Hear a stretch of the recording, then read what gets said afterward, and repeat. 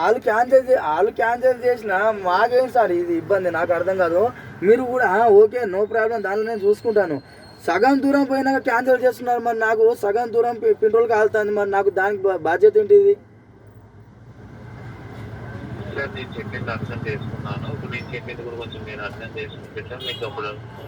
Sir పొట్టుపోటు తిడతాను sir, మా owner పొట్టుపోటు తిడతాండి. ఏం కొడతారా మీరు? అనవసరంగా బండ్ల పెట్రోల్ వేస్ట్ అవుతుంది అంటాను. ఇప్పుడు ఏం సమాధానం చెప్పాలి? మరి ఊబర్తో చేంజ్ చేస్తా సార్ అని చెప్తున్నా మా సార్తో. మరి చేంజ్ చేసుకో, అగ్రిమెంట్ రాపించుకో, 6 బండ్లు దానిలోనే పెట్టేసి అని చెప్తాడు. ఇక మరి పెట్టుకోమంటే నేను డైరెక్ట్ అగ్రిమెంట్ కూడా అవుతుంది. అది త్వరలో మీరు ఓకే అంటే త్వరలో నేను ఓలా మళ్ళీ ర్యాపిడో ఈ 2 అగ్రిమెంట్ రాయించుకుంటా సార్.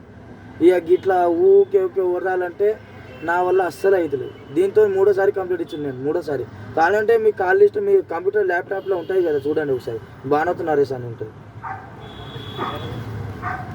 సార్. మధ్యలో పోయినాక మీరు ఇస్తున్నారు కరెక్టే, 12 కిలోమీటర్ కాదు 15 కిలోమీటర్ ఇస్తున్నారు కరెక్టే. మధ్యలో పోయే వారు క్యాన్సిల్ చేస్తున్నారు వాళ్ళు.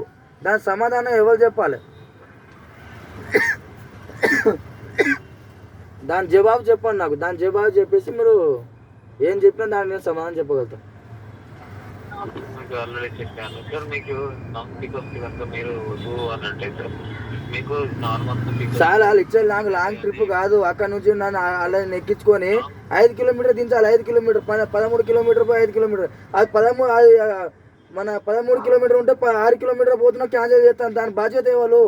దాని బాధ్యత నాకు సమాధానం చెప్పండి. దాని బాధ్యత ఏంటిదో మరి సార్ ఇట్లా చెప్తాను, మా ఓనర్కి అయినా చెప్తాను నేను. Okay sir. ఇప్పుడు క్యాన్సిల్ కనుక జరుగుతుంది, అందుకే చెప్తున్నాను. క్యాన్సిల్స్ అనేవి అయితే జరుగుతాయి. ఏమంటే నుంచి డైరెక్ట్గా కంట్రోల్ చేయడానికి అనేది అయితే ఉండదు.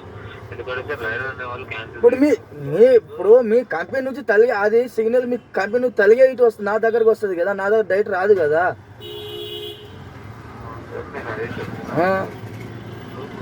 క్యాన్సిల్ కనుక అవుతున్నాయి.